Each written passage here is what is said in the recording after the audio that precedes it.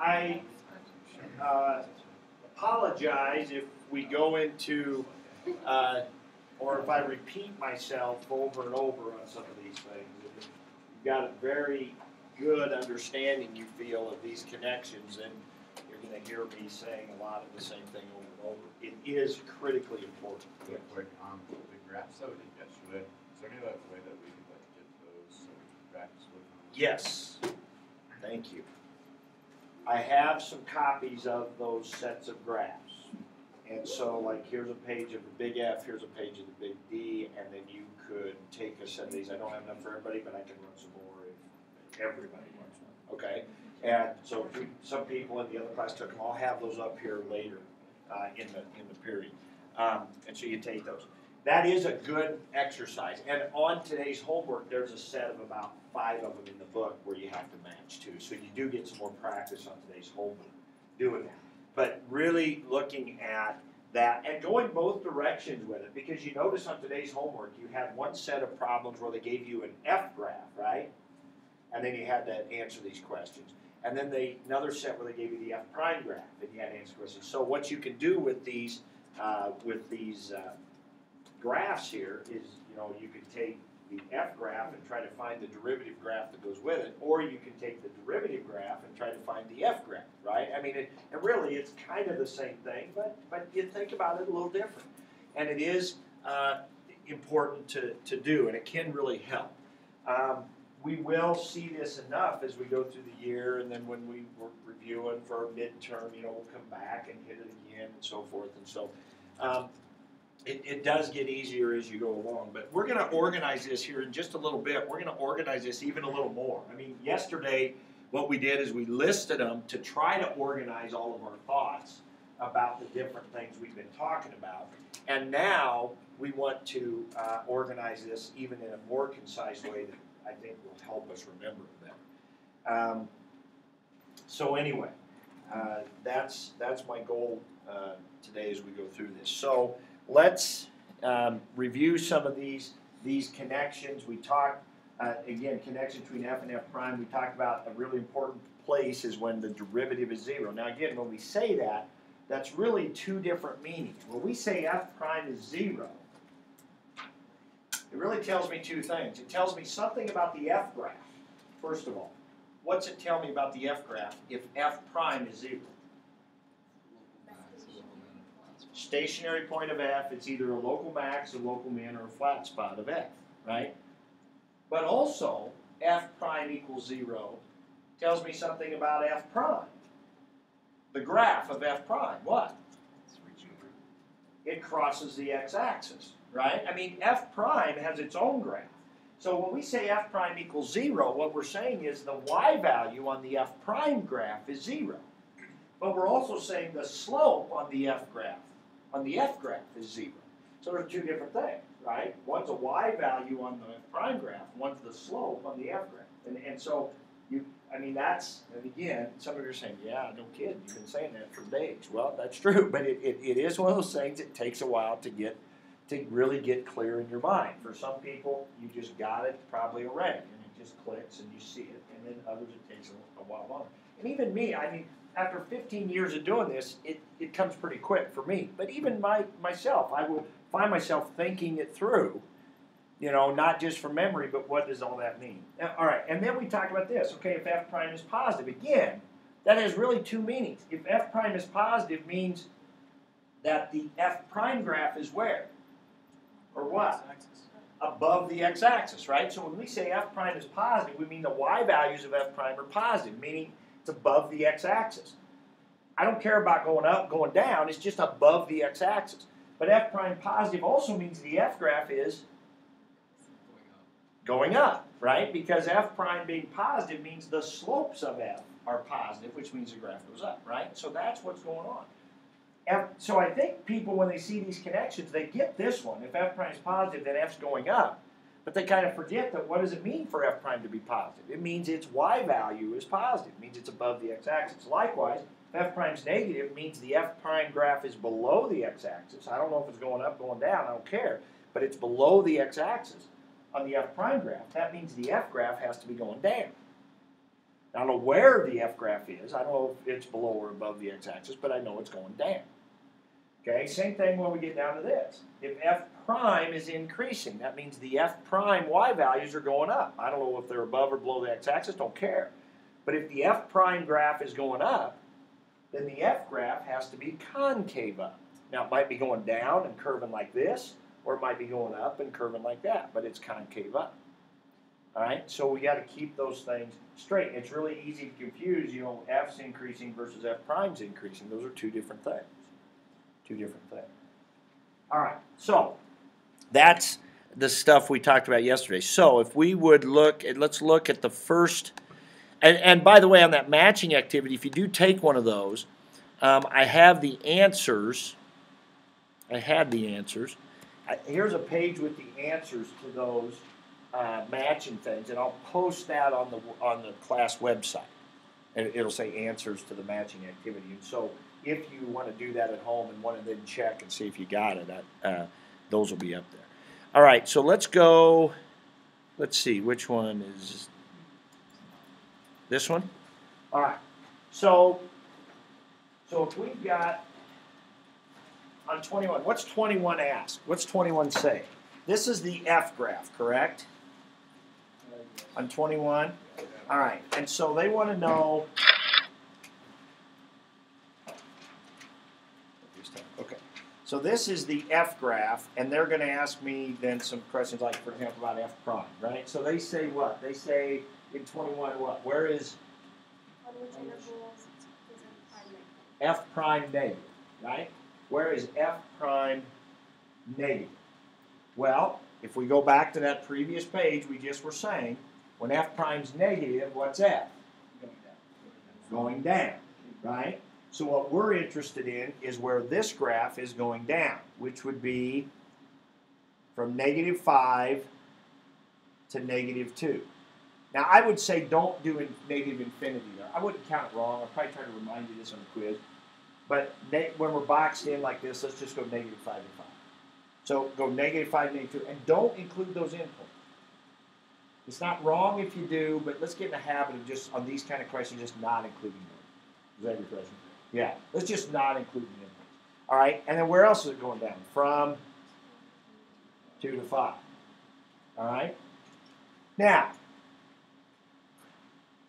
why is that? Well, it says, where is F prime negative? Well, if you think about it, slope's negative means the graph is decreasing, right? If you have to look at the connections, that's fine. Okay, what was the next part of 21?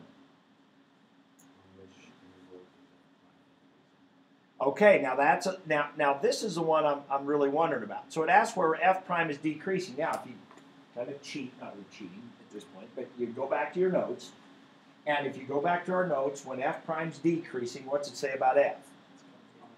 It says it's concave down. So see, my hope is after today, I'm going to give you a way to kind of help remember this a little better, or at least be able to generate it yourself. If you can just go right from this to this without having to think through all the stuff we've been talking about, it just makes it go a little faster.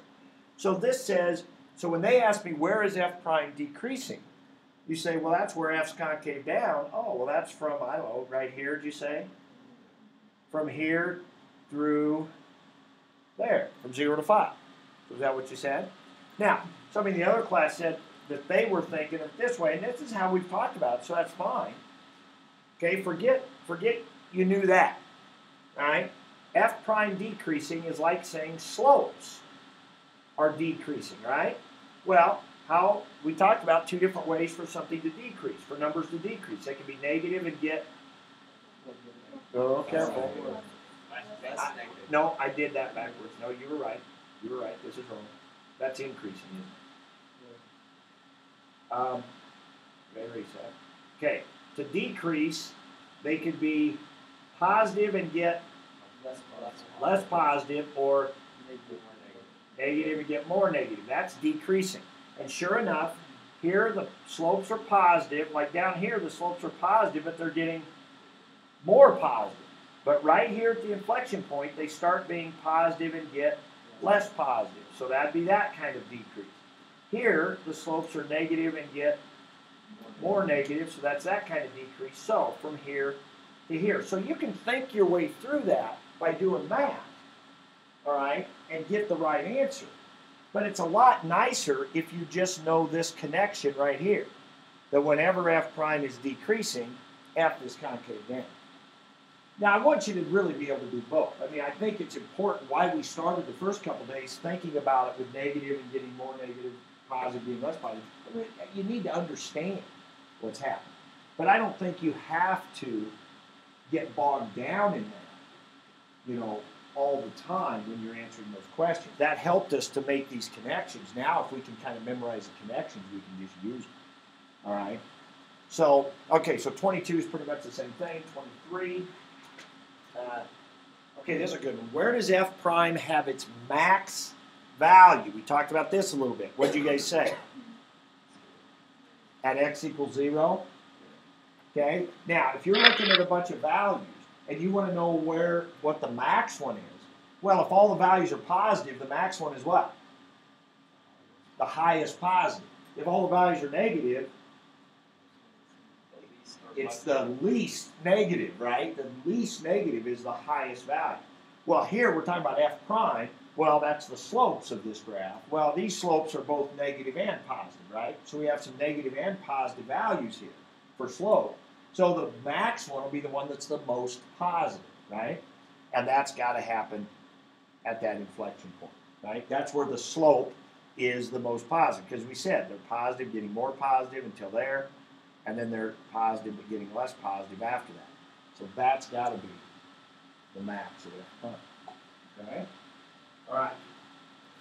And then 24. Now this is something we want to be able to do. If I give you an f graph, you sketch f prime. If I give you an f prime graph, you sketch f. Yeah. So, and I was kind of looking for that as I came around the room today. So down here, we would want to draw, so this is f, we want to draw f prime, and that's where 33 came in. That was kind of a tricky one, and so we'll look at that. All right, so there are two ways to do it. One way would be to kind of find the important points. We're going to plot f prime, which again are slopes, right? So the y values down here are going to be slopes. So one way would be to pick out some of the important points, like that has a slope of 0. That's pretty important, right? And this has a slope of 0. That's pretty important. So what's that going to look like down here? That's going to be on the x-axis, and that point's going to be on the x-axis. So that's one way to do it. All right? Another way to do it is to just start from the left and go. All right? What would we care about back here at this point? The slope is negative, which means down here I'm going to be where? Down here somewhere. Now I can get really specific here. I could, oh, by the way, I skipped on number 23. They wanted you to find this value too, didn't they? Yeah, so wouldn't that be just sketch a tangent line? They wanted you to find f prime at that max, at that 0, right? So you'd sketch a tangent line and kind of go over 1 and up, I don't know, 1.5 or so. 1.4, I think the back of the book said. But, okay, all right. All right, so back to this. So here we got a slope. I don't know what that slope is. We could draw a tangent line in there over 1, 1, 2, I don't know, down about 3. So down here about -3 maybe, right? Isn't that what we were doing? Okay. But now these slopes are what? Less negative until there. Now we already said that goes to there, so sure enough, that's going to go up to there. Now is it a straight line? Is it a curve? Doesn't really matter at this point. Okay? Now, what about this inflection point here?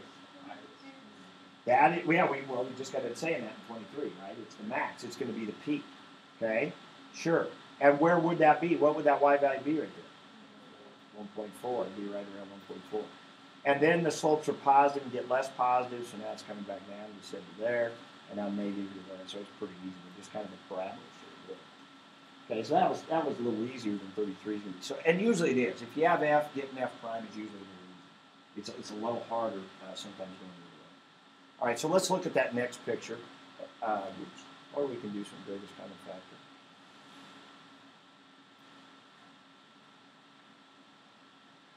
All right, so this graph is G. So I want to do 33, G prime. I want to do 33. Are there any other ones you want to talk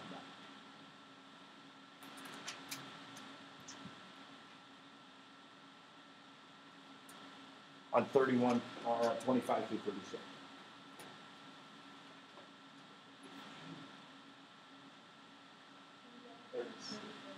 34, 34, 35, 36, 36. Okay. So the ones before that, and hopefully those are pretty, but this section right here, this 21 through 36, is a pretty big part of the next quiz. Now, in some ways, I think that's a good thing because I think we've talked about it so much. I'm thinking it should be pretty easy. I mean, I'm thinking it should be. Where's it increasing? If you get those connections, it should be pretty easy. Now, I warn you, the downside of it is if you get off track, right, you can miss a whole bunch in a row, right? Because you're thinking about the wrong graph, you're thinking about F instead of F prime or whatever. So I guess that says it's really important to really get this down, really understand it, because you don't want to get off track and miss like a beat in a row. I mean, and it happens sometimes. So that's one reason to really get this straight. All right. So let's do 33. So let's just go ahead and go right to the graph of it because you got the kind of the rest of it maybe okay. And if not, we'll have some more time today and you can ask me about this. Again, two ways to do it. One way to be just start here at the left and kind of start thinking your way through it. Another way, which I think is kind of a better way, is to pick out some of the important points. So where would be, when you have a G prime graph like this, where is maybe the first place you ought to focus? Absolutely, the roots.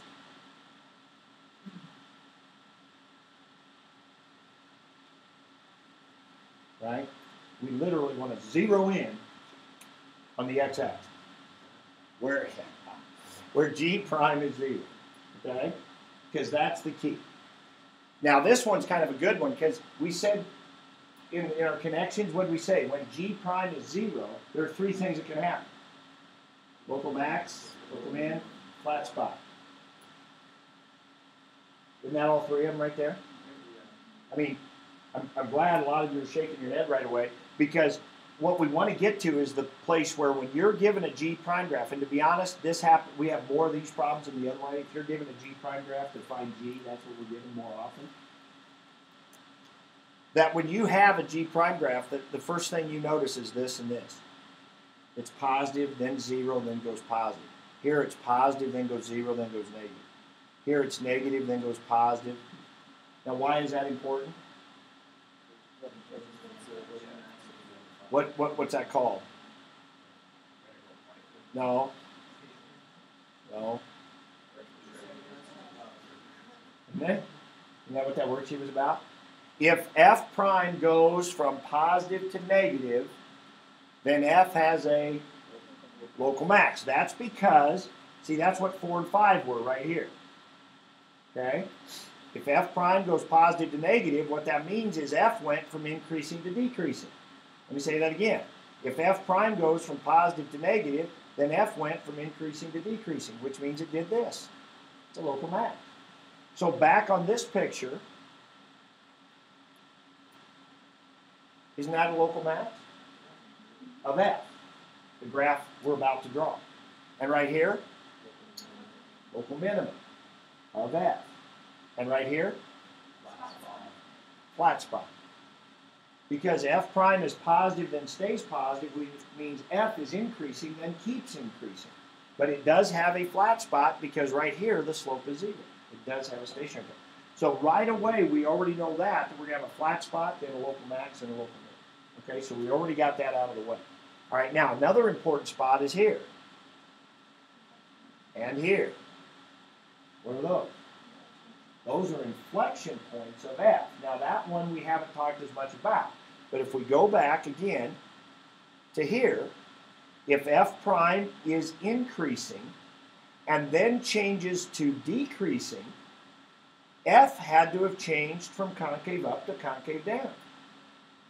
So right here, F prime is increasing, then goes to decreasing. That means F had to have an inflection point there. And the same thing has to happen there. All right. So now once we have thought that through, then we can kind of put it all together. Now, even if we hadn't done that, we could have just started at the left and went. So let's do that. Let's start the left and go, and then we'll see how some of these things will start popping up. Because really, to draw it, you kind of do have to do that anyway. All right, so right here, what's important to me about that point right there?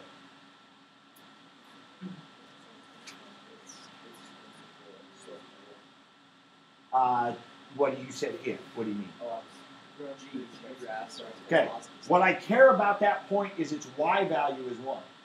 Do I care any? Remember on the last problem we did, we drew a tangent line and we were looking at its slope. Do we care about the slope of this one? No, because this is g prime. What would the slope of g prime be? G double prime, right? G double prime. That's going to be Monday, right? So you got that to look forward to this week. All right. Yay. But we care that y value is 1. That's what we care about. All right? That's the slope of what I'm about to draw. Right? So what I'm about to draw has got to start off with a slope of 1. Did you notice that? What if they wouldn't have told us that? We could have started anywhere. Let's think about this a second. This is new. If they give you the G prime graph, they've given you the slopes of the G graph. But have they told you where the G graph is? It could be anywhere. It would, but wouldn't, no matter where I draw it, won't it have the same shape no matter where I draw it? Because what they've given me are the slope values. So they've told me how steep it is and whether it goes up and down. But they haven't told me where it is. This is important. If you have one G prime graph, how many G graphs could there be that would match it? An infinite number of G graphs. They would all be vertical shifts from one another. Now go back to 21 through 24. If I give you an F graph, how many F prime graphs are there? Just one. Because what you're doing on the F prime graph is plotting those slopes. And at every point they have just one slope and you'll plot them. So F only has one F prime graph, but F prime would have an infinite number of F graphs. So then would the F double prime have an infinite times infinite number of F graphs? Which happens to be infinite. Infinite times infinite is still infinite, but yes, it would, right? Now, we'll get into that whole infinity business later on. We'll be talking about infinity a little bit more, but that's exactly right. Now, that actually has a name, by the way, that we'll use a lot. When you start with G prime, and then you go to G, that's like going backwards, right? When we go from G to G prime, we're doing the derivative. When we go from G prime to G, we're doing the antiderivative. That's actually a word, the antiderivative. So G is the antiderivative of G prime. All right, something else we'll be talking about a little bit next week. I believe we'll get into that a little bit. All right, I mean, not a hard thing, which is going backwards. And that's kind of what we're doing right here. All right, so this tells me I'm going to start the G graph at 0, 0. And I got to start up with the slope of 1, right? But then the slopes get what? I'm looking at these y values. They are positive, but less positive, towards 0. That means my graph's got to be curving down, and I got to have a slope of 0 right there at 1. Now my slopes are positive, my y values are positive and getting more positive. So that means my slopes has to curve up, like so. Still a little before 4. Now, again, look back at those connections. We said if G prime is increasing, G has to be concave up. So that's what that is. Now what did we say was happening at this point? We said there'd be an inflection point there. Now my y values are positive and getting less positive. So therefore this graph's going what direction? Careful. Isn't it still up? Yeah, because G prime is still positive. Since G prime is still positive, G has to still be going up. But the difference is it switched to concave down until there. So this max corresponded to that inflection. And then we already said this was a local max, right? And it looks like it is. Now these y values are negative and getting more negative. So this graph is going down, down, down until there. What did we say that was? We said that was inflection. Now we got negative y's, but getting less negative. So that would be this. We're saying that's a slope of 0. We already said this was a local min, right? Now we got positive y values getting more positive, so this graph's going back up, and there you go. How many people had something fairly close to that? Was this one in the back? They didn't have a picture of that one. It was nodding, but they didn't. Now, my graph went up farther than it came back down. Is that reasonable based on this? Why? It seemed to be positive. This graph was above the x-axis longer and more than it was, not by a lot, but a little, than it was below. So that means the g-graph should have went up more and longer than it went down.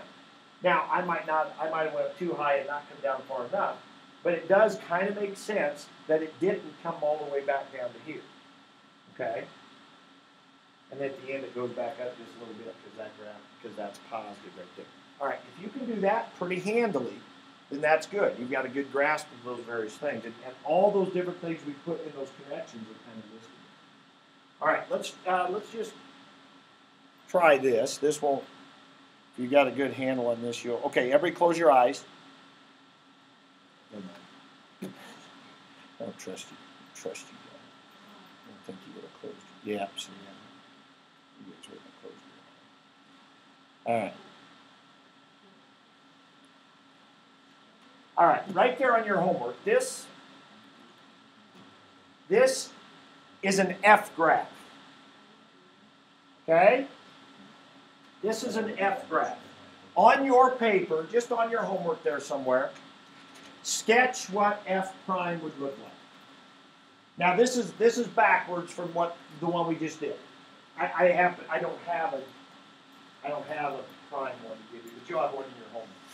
Okay? You actually have a couple like that you're going to do in your homework. So you're going to practice this more. But this is an F graph. You draw F prime.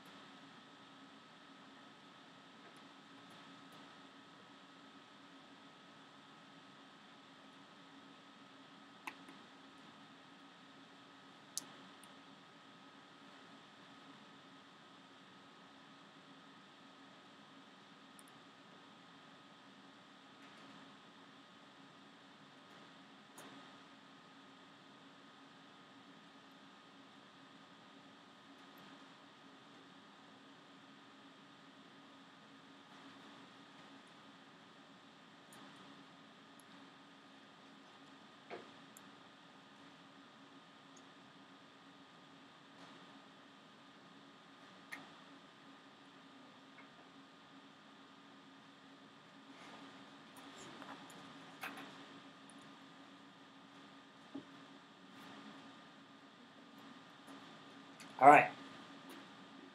Now, first thing, let's identify some important points here. In drawing the F prime graph, what are some important places to look on this F graph? Down here?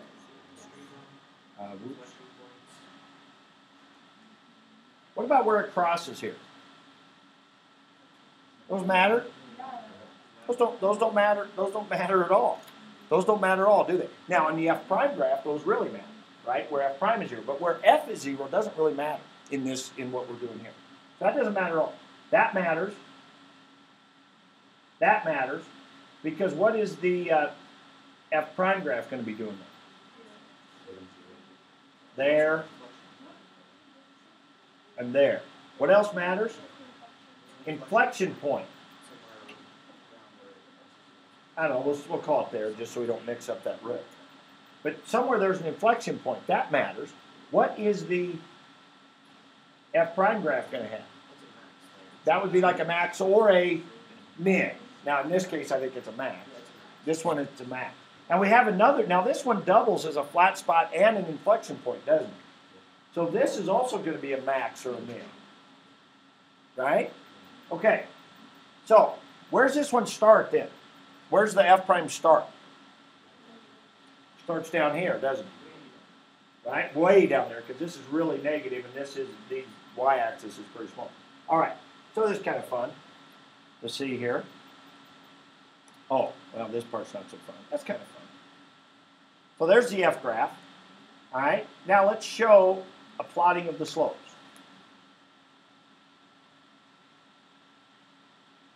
You can see your f prime graph starts negative, now it's positive. We said it'd have a max right there, then we have a min right there, and a root. It looks like it bounced. Did you get it? No? Something like that? See, we said that yesterday. You need to listen to you more. They just cannot be convinced.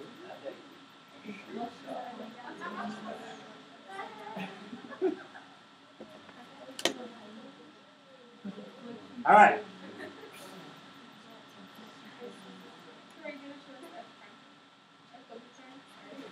Oh no, that's a secret. That's a surprise for next week. Okay, we can't ruin that. All right. So, see what we got here. All right. So the next thing that I want to show you, you're going to need your notes out for this. All right. All right. I want you to make this right here. Now, this is something that you will draw and redraw. Now, if you want to make this whole thing right now, we're only going to use the top 2 rows right now, and we're only going to use the first 5 boxes. Is this note? This would be in your notes. Now, this is the world famous Kearney High AP Calculus chart. The chart. How big is this? Not real big. Not real big. That's not very specific. Halfway across your page? I don't know. Third of the way across your page? Halfway would be fine. Yeah, we're only going to use 5 boxes today. We'll add more to it next week. But it'll end up being this big when we're done next week. 8 across, and 3 rows. You will rewrite this probably after, at various points. Matter of fact, I would be willing to bet that when I hand out the quiz next week, as soon as you get it, well, before I hand out the quiz, I will be checking, your arms and your desk and stuff for, the chart being already written on there. But you will probably grab the test, and the first thing you'll do is you'll draw the chart at the top of the paper, probably before you even write your name. All right? And we're going to make it so that it should be easy to reproduce. And at various points in your homework, when you're taking other quizzes, you may find yourself writing out the chart as just a friendly reminder to you about these ideas. Okay? So, what we're going to put into the chart are, those 8 connections that we had listed yesterday, right? We're going to summarize those in this chart in a nice, easy way to remember them. So, what I'm going to do is I'm going to label the first row F, and the second row F prime. The third row, we'll keep that a surprise. It's a surprise. No, I didn't. All right, so. All right, so anyway, that's the first 2 rows. And, all right, now what was the first connection? What was the first thing we listed yesterday? If F prime is, first thing was 0. if f prime is 0, now this is the one box that needs the most room is up here in f. If f prime is 0, what do you have on f? What's it called? Stationary point. And a stationary point can be three things, one of three things. It could be a local max, it could be a local min, or it could be a flat spot. Now we're not going to put in here critical points. We could have made this, we could have said in f prime, we could have said 0 or undefined, and then in the f box we could have put local max, local min, flat spot, vertical tangent, sharp point, right? We could have those places where the derivative is undefined. But we won't be messing with those too much here the rest of this chapter. So we'll focus just on this. That's easy to add in. All right, the second connection was if f prime is positive, then f is increasing.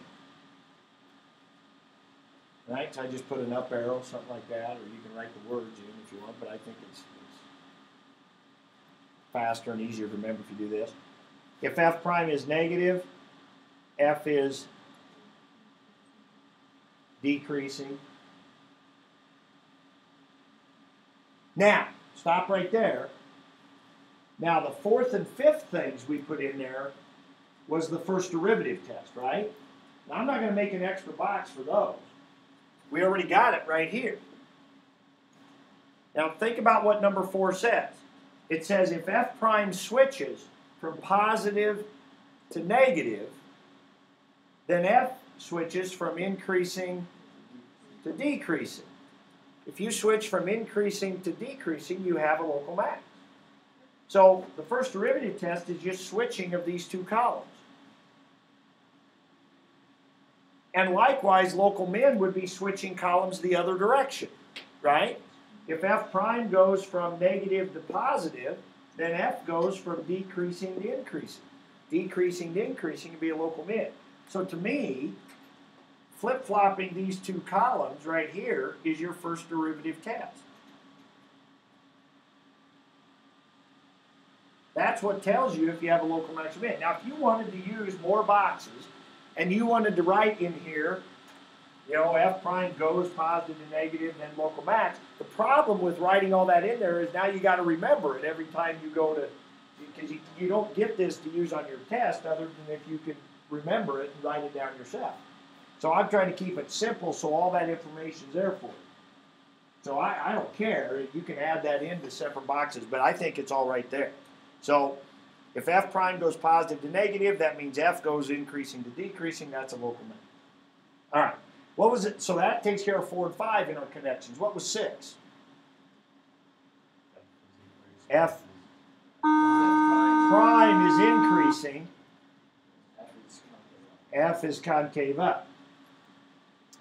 And if f prime is decreasing, then f is concave down. And what? So that's 6 and 7, and then what was 8?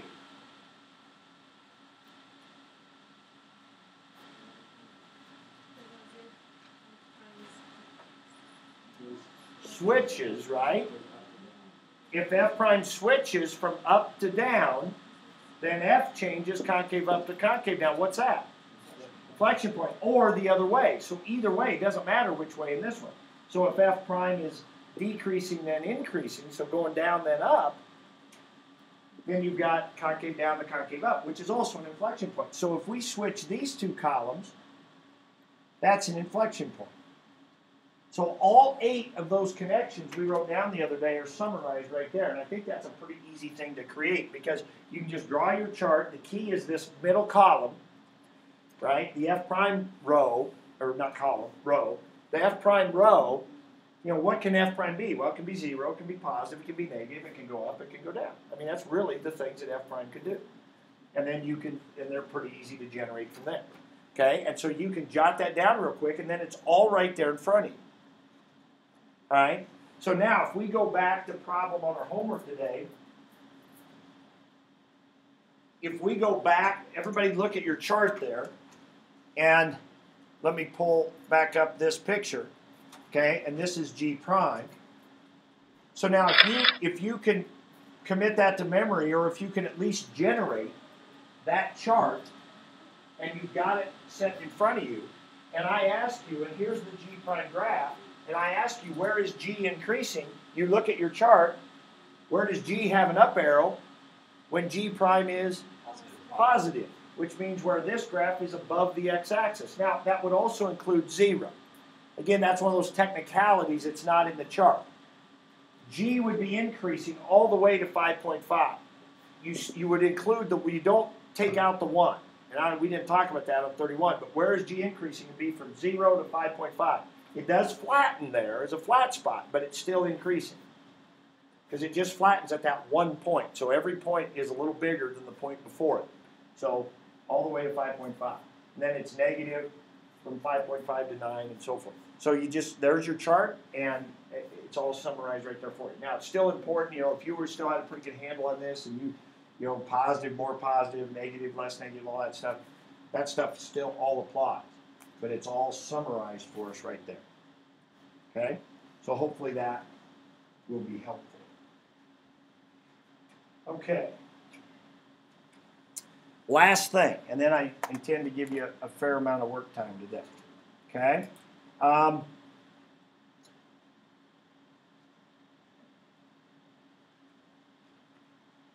Turn back to section 1.4. It was a homework page that we did not spend any time working on. It's 1.4 homework. It's back on page 46. And I want to comment about this because there will be some of this on our next test. It's number 54, back on page 46. I don't remember if there weren't any questions on this or if I just didn't give you a chance to ask on this one. Okay? Seemed like we were pretty busy with some other stuff and we didn't maybe go over this.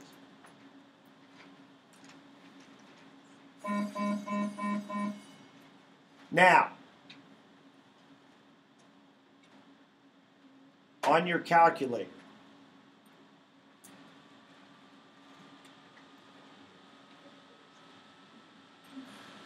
I love it. There we go, Tim. All right. So, all right. Classic. That's real. Yeah, it's real. All right. So, on page 46, number 54, this was the problems about the height of a projectile, in free fall, throw a ball in the air, drop a ball, and the velocity. Now, the next quiz is going to have it's a little longer than the last one. It's got a calculator part and no calculator part. It's worth a little more. It's worth like 41 points. But the calculator part's small. It's only 6-7 points. And part of that calculator part will be some sort of problem with this kind of thing. Solving equations, using these equations. Now, I started to show the other class something, and then I realized because of our test mode, this won't work anyway.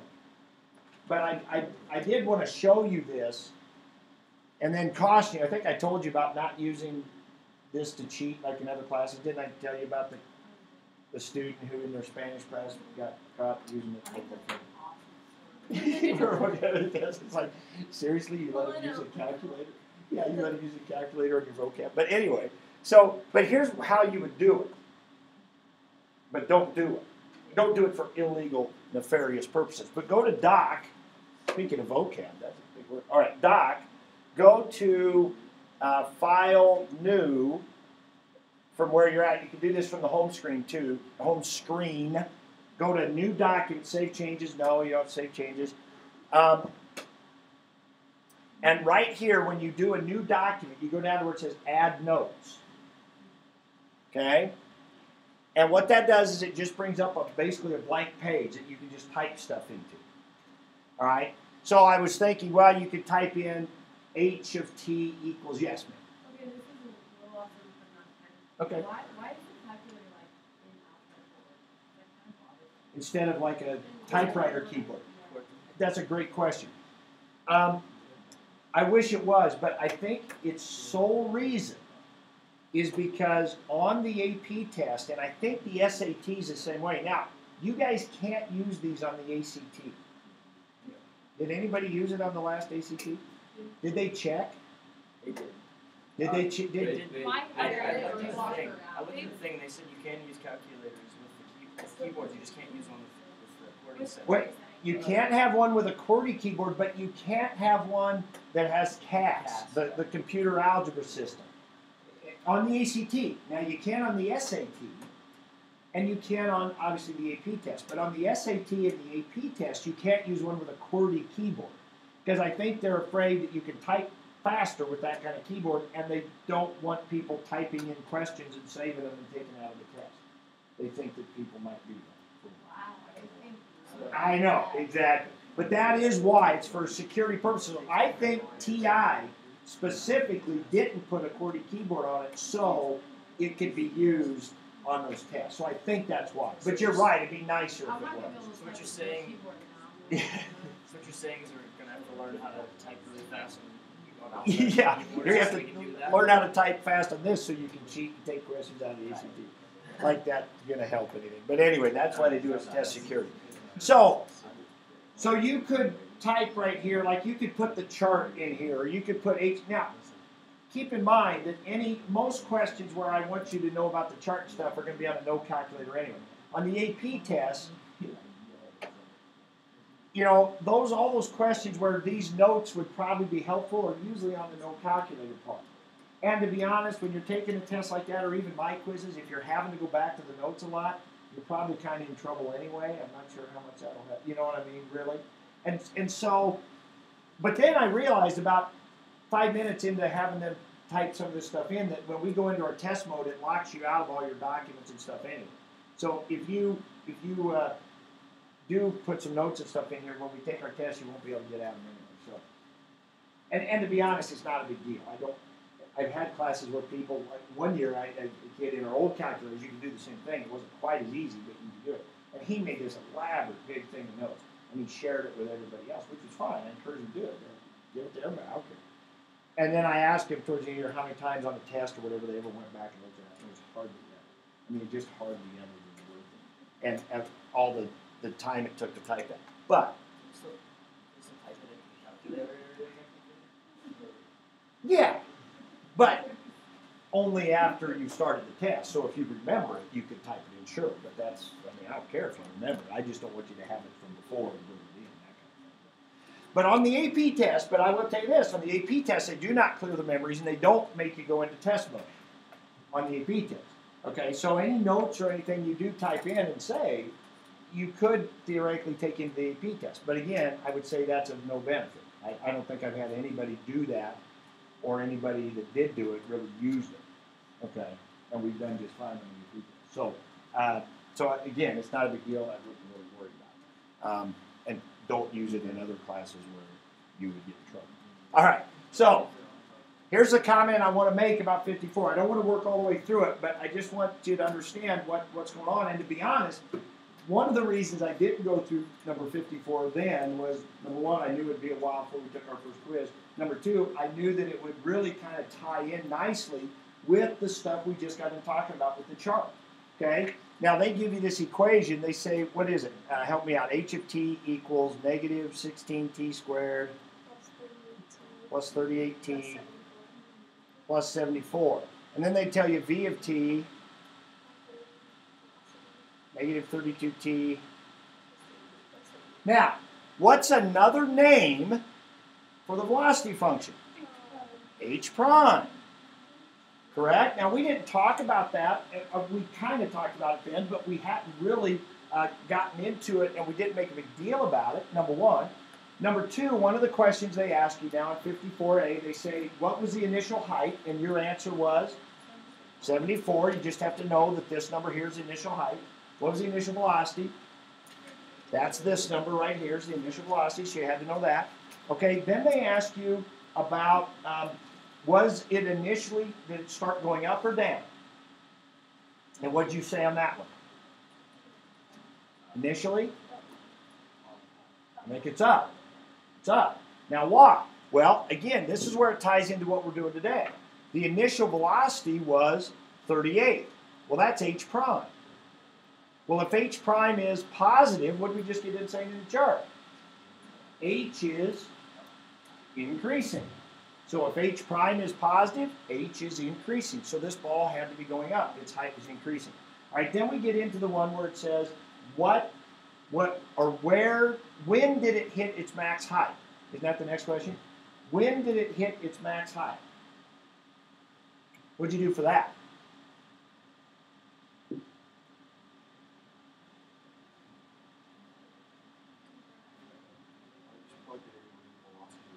Oh, yes. Isn't that it? Yeah. See, this is the tie-in right now. Where is it going to hit? Where is H going to hit a local max? When H prime is 0, right? And that's the velocity equation. In other words, when it goes up, it's got to stop so it can come back down. So this is an application now of all this chart stuff we're talking about.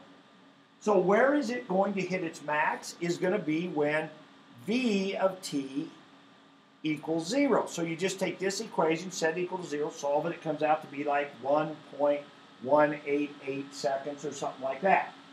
So you've got to be able to understand that and solve an equation like that. So that will probably be a part of the next quiz. Okay, what's the next question? And it says how high was it then? So what do you do there? Take that and plug it back in. Okay, then the last question was when does it hit the ground? No. Only, now that's an interesting question. Only if it was thrown from the ground, would it then hit the ground, would this be halfway in between? Because of symmetry it would, but this wasn't thrown from the ground, it was thrown from 74, so that won't work. So when's it hit the ground? When the height equation equals 0. That's different than when the velocity is 0. When the height is 0 is when it's back on the ground. So you would have to take this equation and set it equal to 0. That you would do on your calculator on the solve. In the calculator screen, you use the solve feature. Okay? So that's one of the reasons I give you the calculator here, because this doesn't factor probably. And so you would just hit the solve, and you would set that equal to 0 and solve that. And it came out to be, I don't know, 3 point something? 3.644, whatever. Okay? That's when it was back on the ground. So being able to work with these equations, plug numbers in, know what that means, know what the initial velocity, being able to solve the different ones and understand what they're asking for is something we need to be able to do. So that will be one of the things you'll get to use a calculator on the next quiz or questions that involve some sort of equation like that. But a big part of that next quiz will be this stuff with increasing, decreasing these FF prime graphs. And of course, next week we're going to throw in a double prime and what that tells us and those connections. And then quiz Wednesday or Thursday. Now, who's going to be gone Thursday? Somebody told me they were going to be gone Thursday. I'll be gone Wednesday, Tuesday. Wednesday. Okay, so those people that are gone Thursday are probably going to want to make up the quiz. Are you gone Friday too? Yeah. Yeah. Probably going to want to make the quiz up on Wednesday before you go. And I think we should be in good shape. Matter of fact, at one point I'm thinking about having the quiz Wednesday, but probably push it to Thursday. So you should be okay to take it Wednesday. If you're just gone Thursday and are going to be back on Friday and want to do it Friday, you could do that. But yes, ma'am. Will I double time do all that quiz? Yes. Yeah, the stuff we do on Monday and Tuesday. That Okay. Yeah. Will you want me to do it Tuesday or just do it on Monday when I come back? Well, let's talk about that. Okay. We'll after we do what we do on Monday, and then on Tuesday we'll see. And if you would rather do that than have to try to do it and get back, that probably could. But I'll give you that option. All right. So that leaves us a good 30 minutes for you to work on homework. So that is 1.6 day 3. Now here's what it's going to have, guys. It's going to have a section. It's very much like today's, but hopefully after doing the chart and now organizing this some more, one more day of thinking about it, my hope is this will really go well. But you got one section where they give you an F prime graph and ask you about F. Then you have a couple where you use your calculator to give you an equation and you actually graph it on your calculator, then you look at it. So they'll give you an F graph, ask you about F prime. And then there's a couple where they give you an F prime equation, you put it into your calculator, look at it, and then they'll ask you about F. Okay? So it's a lot of that same stuff. And again, it's more practice. Here's F, draw F prime, here's F prime, draw F, that kind of thing. Okay? And then there's a few matching ones too. So this one does take a little longer, but that's why I'm giving you some work time. So, and then I've got these match it things too that you can pick up at some point if you want.